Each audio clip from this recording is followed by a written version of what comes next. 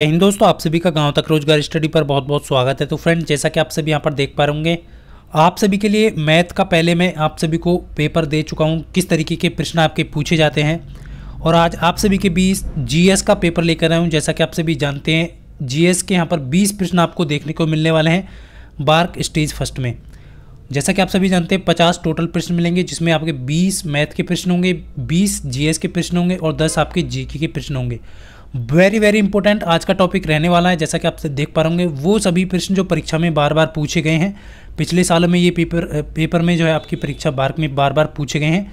तो आज का सेशन बहुत इंपॉर्टेंट होने वाला है। तो सभी छात्र छात्राएं जो है एक बार सेशन को शेयर करेंगे कि रख हौसला, तेरी भी उड़ान होगी, देखेगी सारी दुनिया एक दिन ऐसी पहचान होगी। चलिए फ्रेंड्स, फटाफट से स्टार्ट करते हैं। और आप सभी ने देखा होगा कि कल आपको वीडियो नहीं प्रोवाइड कर पाया हूँ, तो अब जो है कंटिन्यू आपको वीडियो मिलता रहेगा।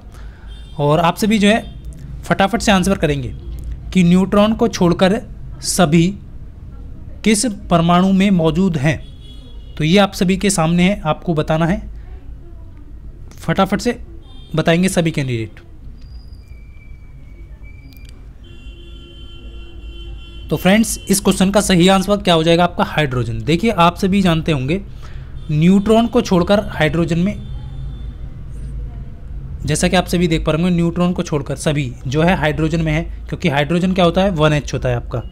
इसमें आपका न्यूट्रॉन नहीं होता है, बाकी सभी में होता है। तो इसलिए ऑप्शन बी यहाँ पर आपका करेक्ट हो जाएगा, क्योंकि इसमें केवल आपका इलेक्ट्रॉन होता है। नेक्स्ट क्वेश्चन देखेंगे।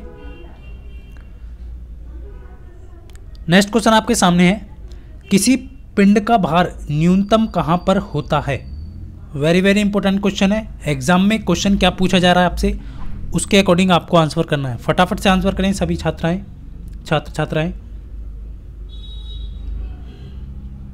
देखिए, किसी पिंड का भार न्यूनतम कहाँ पर होता है? जैसा कि आप सभी जानते हैं, भूमध्य रेखा, जिसे आप विषुवत रेखा भी कहते हैं, इस पर आपका जो है किसी कोई भी पिंड है उसका भार न्यूनतम होता है।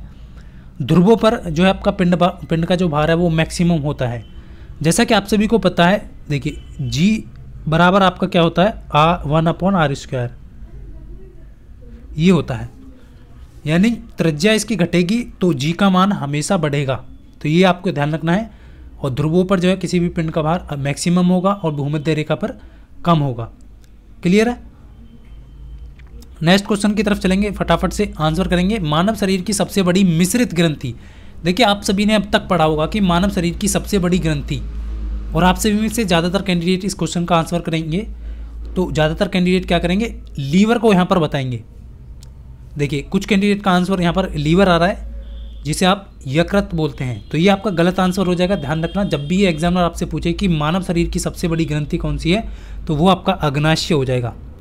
ये अंतःस्रावी और बाह्यस्रावी दोनों के लिए कार्य करती है, आपको ध्यान रखना है। अग्नाशय जो ग्रंथि है वो मानव शरीर की सबसे बड़ी मिश्रित ग्रंथि है। यदि आपसे एग्जामिनर पूछे कि मानव शरीर की सबसे बड़ी ग्रंथि, तब आपको लीवर लगाना है, लेकिन मिश्रित पूछ रहा है तो अग्नाशय होगा। नेक्स्ट क्वेश्चन है आपके सामने कि यदि किसी व्यक्ति का द्रव्यमान पृथ्वी की सतह पर 60 kg है, तो चंद्रमा की सतह पर उस व्यक्ति का द्रव्यमान कितना होगा? फटाफट से आंसर करेंगे। क्वेश्चन को सबसे पहले आपको क्या करना है? अच्छे से रीड करना है, जल्दबाजी में गलती नहीं करना है, क्योंकि एक एक नंबर आपके लिए बहुत इंपॉर्टेंट है। देखिए, होगा क्या, कुछ छात्रों का आंसर आ चुका है, लेकिन कुछ गलत दे रहे हैं यहाँ पर। ध्यान रखना, 60 kg है तो चंद्रमा की सतह पर उस व्यक्ति का द्रव्यमान कितना होगा? 10 kg नहीं होगा मेरे दोस्त। आप क्वेश्चन को सबसे पहले पढ़िएगा। हो सकता है आप में से बहुत सारे छात्रों ने 10 दिया है, बिल्कुल देख पा रहा हूँ मैं। तो मैं आपको क्लियर करना चाहूँगा, अब यहाँ पर द्रव्यमान दिया है, तो आपका राइट आंसर ऑप्शन सी ही करेक्ट होगा। यहाँ पर कौन सा ऑप्शन होगा? सी होगा, क्योंकि आप करते क्या है कि चंद्रमा की सतह पर क्या होता है आपका? 1/6 हो जाता है, लेकिन वो भार होता है। केवल यहाँ पर पूछा है द्रव्यमान, और द्रव्यमान हमेशा सभी जगह समान रहता है। तो इस भूल में आप ना रहें कि आपका इसका आंसर 10 kg होगा। तो इस चीज़ को यहाँ पर ध्यान रखना है। सही आंसर 60 kg होगा। द्रव्यमान पूछा है तो वो हमेशा सहम रहेगा, और यदि आपसे भार पूछ लिया जाए तो वो चंद्रमा की सतह पर पृथ्वी की सतह का 1/6 होता है। यानी कि मान लीजिए पृथ्वी की सतह पर भार 60 kg है, तब इसका 10 आंसर पर हो, मतलब 10 भार सही हो जाएगा। तो यदि आपसे द्रव्यमान पूछ रहा है तो द्रव्यमान सेम रहेगा सभी सतहों पर, लेकिन भार जो है वो आपका 1/6 हो जाएगा चंद्रमा की सतह पे। क्लियर है? नेक्स्ट क्वेश्चन की तरफ चलेंगे। नेक्स्ट क्वेश्चन आपके सामने है, फटाफट से बताएंगे कि ध्वनि तरंग का आवर्तकाल 0.01 सेकंड है तो फ्रीक्वेंसी कितनी होगी। बहुत इजी क्वेश्चन है।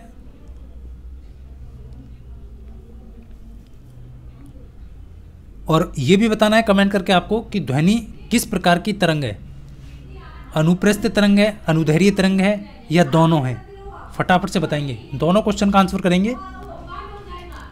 तो ये आप सभी यहाँ पर देख पा रहे होंगे, बिल्कुल यहाँ पर देख पा रहा हूँ। आंसर जो होगा ऑप्शन ए करेक्ट हो जाएगा इसका।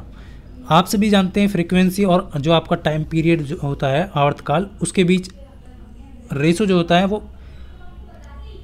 व्युत्क्रमानुपाती होता है। यानी कि आपको क्या निकालना है, आप रखेंगे इसको, आप टी का मान रख दीजिए 0.1, तो 2 पॉइंट हटाने के लिए 2 जीरो ऊपर बढ़ जाएगा, तो इसका राइट आंसर ऑप्शन ए हो जाएगा करेक्ट। नेक्स्ट क्वेश्चन की तरफ चलेंगे फ्रेंड्स।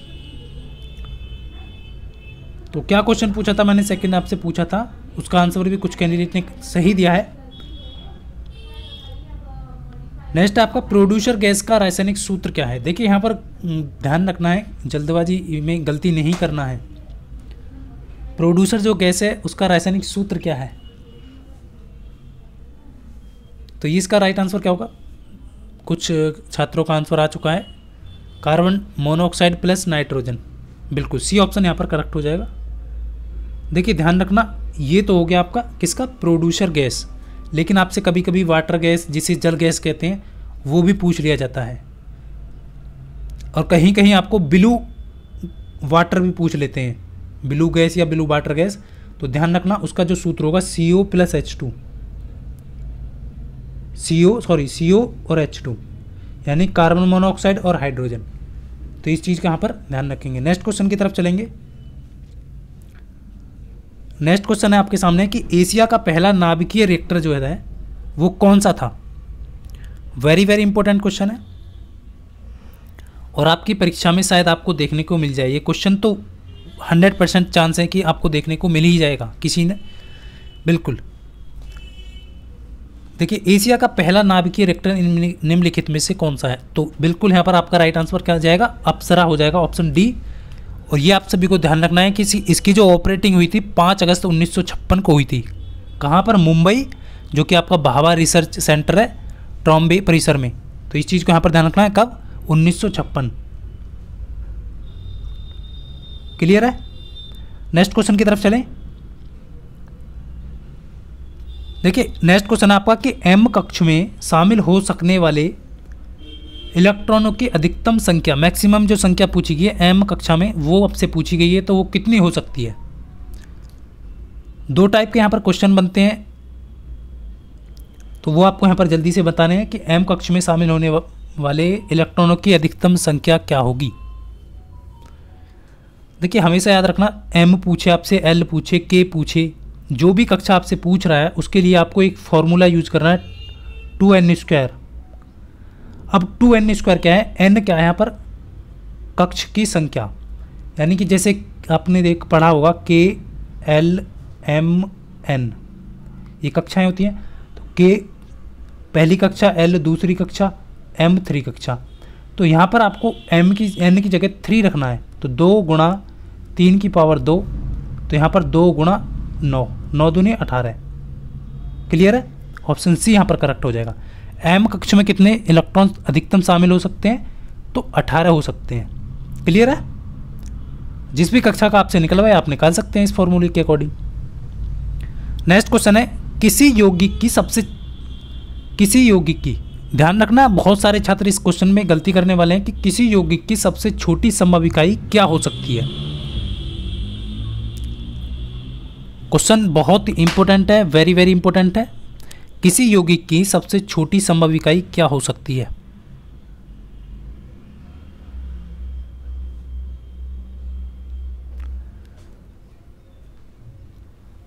बिल्कुल ऑप्शन यहाँ पर देखिए, अब ध्यान देना है, कुछ का आंसर जो है डिफरेंट आ रहा है। ए ऑप्शन यहाँ पर सही होगा, अणु। जैसे कि मान लीजिए H2 है आपका, हाइड्रोजन गैस है, तो इसमें आपका हाइड्रोजन के 2 अणुओं से मिलकर अणु बनता है। हाइड्रोजन के 2 परमाणुओं से मिलकर, ध्यान रखना है किससे, 2 परमाणु, हाइड्रोजन के 2 परमाणु से मिलकर एक अणु बनता है। तो यौगिक की पूछी यहाँ पर सबसे छोटी संभव इकाई, तो वो अणु होगी। ऑप्शन ए करेक्ट यहाँ पर आपका हो जाएगा। नेक्स्ट क्वेश्चन आपके सामने है कि भोपाल जो गैस त्रासदी का मुख्य उत्तरदायी गैस कौन सी है। आपने सुना होगा भोपाल में जो गैस कांड हुआ था उसमें कौन सी गैस लीक हुई थी जिसकी वजह से आप सभी जानते हैं 2200 लगभग 2250 के आसपास 2260 लोगों की मौत हो गई थी। तो उसमें पूछा गया कि आपका जो यहाँ पर कौन सी गैस लीकेज हुई थी। यहाँ पर कभी कभी फॉर्मूला भी पूछ लेता है, बट ध्यान रखना उसका नाम जो है क्या हो जाएगा, मिथाइल आइसोसाइनेट। मिथाइल आइसोसाइनेट है इसका फॉर्मूला। पहले तो इसको क्या किससे डी नोट करते हैं, MIC के नाम से डी नोट करते हैं। और इसका जो फॉर्मूला है CH3NCO। ठीक है, ये आपको यहाँ पर नोट कर लेना है। चलिए अब नेक्स्ट क्वेश्चन की तरफ चलते हैं। नेक्स्ट क्वेश्चन आपके सामने है कि वस्तु के जड़त्व को निम्न में से किस में मापा जा सकता है।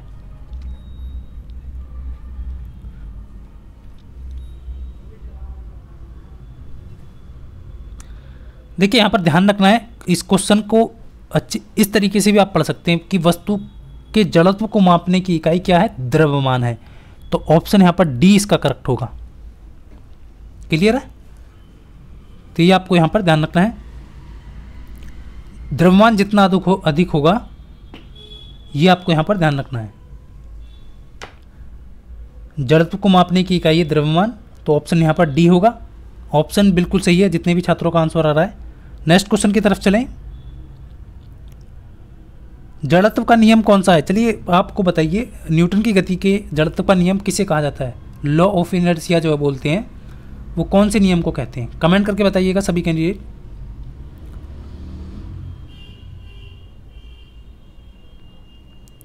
नेक्स्ट क्वेश्चन है, चलिए बताइए फटाफट से कि कौन सा एक रासायनिक परिवर्तन है। वेरी वेरी इंपॉर्टेंट है और बहुत ही इजी क्वेश्चन है। शायद आप सभी इस तरीके के क्वेश्चन को आसानी से कर पाएंगे। तो बिल्कुल यहाँ पर देखिए कुछ कैंडिडेट का बिल्कुल सही आया है, मक्खन का खट्टा होना एक रासायनिक परिवर्तन है। ऑप्शन ए करेक्ट हो जाएगा। लोहे पे जंग लगना दूसरा उदाहरण इसका हो सकता है। बाकी जो उदाहरण है वो आपके भौतिक परिवर्तन के हैं, भौतिकी परिवर्तन ध्यान रखना है। लेकिन मक्खन का खट्टा होना यानी कि एक बार परिवर्तित होने के बाद दोबारा उसको नहीं बदला जा सकता, जैसे लोहे पर जंग लगना। क्लियर है। नेक्स्ट क्वेश्चन की तरफ चलें। नेक्स्ट क्वेश्चन आपका MCB का पूर्ण रूप क्या होगा, चलिए फटाफट से करें।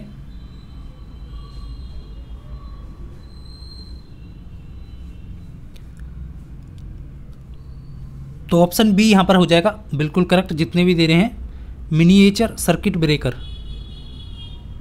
तो ऑप्शन बी करेक्ट होगा इसका।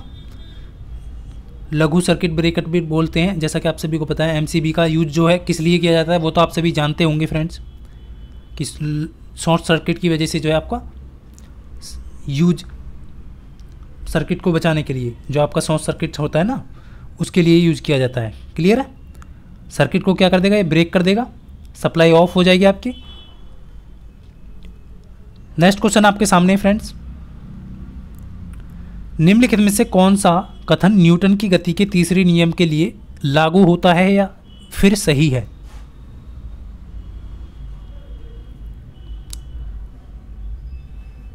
फटाफट से बताएंगे कौन सा न्यूटन की ये जो गति है कि थर्ड लॉ को जो है यहाँ पर प्रदर्शित कर रहा है, कौन सा हो जाएगा विकल्प सही।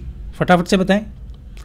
बल एक ही निकाय पर लागू होगा, बल एक ही निकाय पर विपरीत दिशाओं में लागू होगा, या बल अलग अलग निकायों पर विपरीत दिशाओं में लागू होगा, या बल दूरी पर निर्भर है।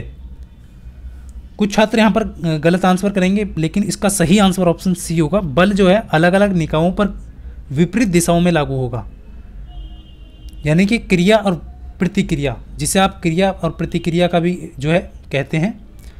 यानी कि कोई वस्तु किसी वस्तु पर जितना बल लगाएगी उस वस्तु पर दूसरी वस्तु भी उतना ही विपरीत दिशा में कार्य करेगी। ध्यान रखना है, ऑप्शन सी यहाँ पर करेक्ट हो जाएगा आपका। क्रिया प्रतिक्रिया का नियम भी इसको कहा जाता है। नेक्स्ट क्वेश्चन की तरफ चलेंगे। त्वरण ऋणात्मक होने पर किसी पिंड का वेग क्या होगा? बढ़ेगा, घटेगा, शून्य होगा, नियत रहेगा। और यदि आपको ये सेशन अच्छा लग रहा है तो वीडियो को लाइक ज़रूर किया करें और सेशन को शेयर कर दिया करें सभी छात्र। और इनके जो PDF है वो आप सभी को वीडियो के डिस्क्रिप्शन में लिंक दिया है, वहाँ से जाकर के आप डाउनलोड कर सकते हैं। त्वरण ऋणात्मक होने पर आप सभी जानते हैं त्वरण होता क्या है? वेग परिवर्तन की दर। और समय के साथ साथ यदि वेग घट रहा है, घटेगा, तभी आपका त्वरण जो है वो ऋणात्मक होगा। तो ऑप्शन सी यहाँ पर हो जाएगा। तो पिंड का वेग क्या होगा? घटेगा। क्लियर है? ऑप्शन सी यहाँ पर राइट आंसर आपका हो जाएगा। नेक्स्ट क्वेश्चन की तरफ चलें। निम्नलिखित में से एक कमजोर बल कौन सा है? गति बल, द्रव्यमान बल, गुरुत्वाकर्षण बल, लघु रेंज बल। और भी ऑप्शन में आपको दे सकता है एग्जामिनर। ध्यान रखना सबसे कमजोर बल जो है वो आपका कौन सा हो जाएगा? बिल्कुल ऑप्शन बी करेक्ट होगा यहाँ पर, गुरुत्वाकर्षण बल। बिल्कुल सही है, जितने भी छात्रों का रहा है। गुरुत्वाकर्षण बल जो है वो सबसे कमजोर बल है, जो कि अत्यधिक जो द्रव्यमान वाली वस्तुओं के बीच लगता है, पिंड या वस्तुओं के बीच जो है वो लगता है। क्लियर है? समान वस्तुओं के बीच क्या होता है? नगण्य होता है। एक सेल के विस्फोट के बाद कई टुकड़े अलग अलग दिशाओं में उड़ जाते हैं। इस स्थिति में क्या संरक्षित रहेगा? वेरी वेरी इंपॉर्टेंट क्वेश्चन है, फटाफट से करेंगे। कोई सेल है, उसके विस्फोट होने के बाद क्या हो रहा है कि कई टुकड़े अलग अलग दिशाओं में उड़ जाते हैं। उस स्थिति में क्या संरक्षित रहता है? देखिए, इस क्वेश्चन का राइट आंसर ऑप्शन, कुछ छात्रों का आंसर गलत हो सकता है। ज़्यादातर कैंडिडेट यहाँ पर बल देंगे, लेकिन सही आंसर ऑप्शन डी होगा, संवेग। क्या संरक्षित रहेगा? संवेग संरक्षित रहेगा, क्योंकि परिणामी जो बल है वो आपका सभी दिशाओं में समान लगेगा, जो कि आपका शून्य होगा। तो ये आपको ध्यान रखना है कि देखिए, कोई सेल विस्फोट हुआ तो कई टुकड़े सभी दिशाओं में जाएंगे, जिसका परिणामी जो बल होगा वो शून्य होगा। उस स्थिति में क्या आपका संरक्षित रहेगा? संवेग संरक्षित रहेगा। ऑप्शन डी यहाँ पर करेक्ट हो जाएगा। क्लियर है? नेक्स्ट क्वेश्चन है, नीचे दिए गए तत्वों में से किस आकार में, कौन सा आकार में सबसे छोटा है? ये वेरी वेरी इंपॉर्टेंट है, फटाफट से बताएं। दिए गए तत्वों में से आकार में सबसे छोटा कौन सा है?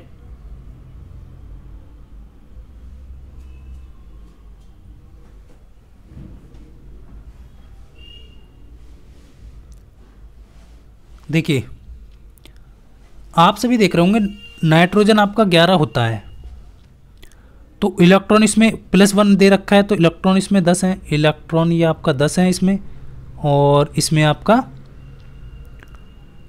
इलेक्ट्रॉन 10 हैं, और इसमें क्या हो गया आपका प्रोटॉन? प्रोटॉन कितने? 11। क्लियर है ना? इसी प्रकार एल्युमिनियम प्रोटॉन कितने हैं इसमें? 13। और इलेक्ट्रॉन कितने हैं इसमें? 10 हैं। क्लियर है आपको? और इसी प्रकार मैग्नीशियम आपका प्रोटॉन कितने हैं? मैग्नीशियम 12, और इलेक्ट्रॉन कितने हैं इसमें? 10। ये आपको यहाँ पर ध्यान रखना है। इलेक्ट्रॉन तीनों में समान है, लेकिन प्रोटॉन इसमें अलग अलग है। तो एक बात हमेशा ध्यान रखना कि आपका परमाणु में जो प्रोटॉन जिसमें ज़्यादा होंगे तो उसमें विद्युत बल उतना ही अधिक होगा, जिससे कि उसका जो आकार है वो सबसे बड़ा होगा। तो इसमें सबसे छोटा आकार पूछा है, तो वो किसका हो जाएगा? आकार में सबसे छोटा कौन सा होगा? सोडियम होगा। ऑप्शन ए करेक्ट होगा यहाँ पर, ऑप्शन ए करेक्ट हो जाएगा। क्लियर है ना? क्योंकि जिसमें प्रोटॉन सबसे ज़्यादा होंगे उसका उतना ही अधिक आकार बड़ा होगा। चलिए नेक्स्ट क्वेश्चन की तरफ चलते हैं। नेक्स्ट क्वेश्चन आपके सामने, गति का पहला समीकरण किसके बीच संबंध दर्शाता है?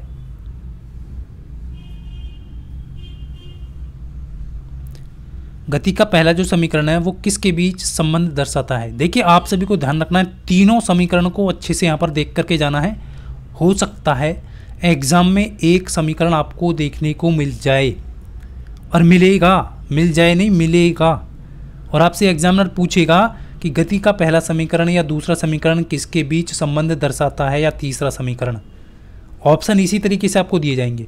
याद रखना v बराबर पहला समीकरण क्या होता है, v बराबर u प्लस ए टी, किसके बीच संबंध दर्शा रहा है, वेग और आपका समय। तो ऑप्शन इसका राइट आंसर ऑप्शन सी होगा। जितने भी छात्र यहाँ पर ध्यान देना, ये समीकरण आपका एक है जो कि आपके किसके बीच संबंध दर्शा रहा है, वेग और समय के बीच। दूसरा क्या होता है आपका, दूसरा कौन सा होता है, v बराबर U T plus half A T square. ये क्या होता है, v बराबर नहीं होता, ये s बराबर होता है। ध्यान रखना s बराबर, s यहाँ पर क्या है, स्थिति, दूरी, ध्यान रखना। तो ये दूसरा समीकरण किसको दर्शा रहा है, इस चीज़ को ध्यान रखें। कुछ छात्र गलती यहाँ पर करते हैं। तो ये आपका स्थिति और समय, टी है ना यहाँ पर, तो स्थिति और समय। तो दूसरा कौन सा होगा, स्थिति समय। और तीसरा आपका होता है वी स्क्वायर बराबर यू स्क्वायर प्लस 2as। ये किसके बीच संबंध दर्शाएगा, स्थिति और वेग। क्लियर है ना। तो तीनों समीकरणों को आप ध्यान रखेंगे। तीसरा स्थिति और वेग, दूसरा स्थिति और समय, और पहला वेग और समय। तो तीनों क्वेश्चन यहाँ से आपके कंप्लीट हो जाते हैं। नेक्स्ट क्वेश्चन है, उस भौतिक मात्रा का नाम बताएं जो बल और वेग के गुणनफल के बराबर है। ठीक है, फटाफट से बताएंगे।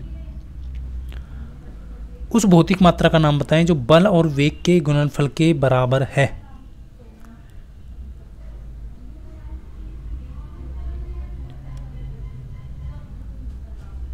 क्लियर।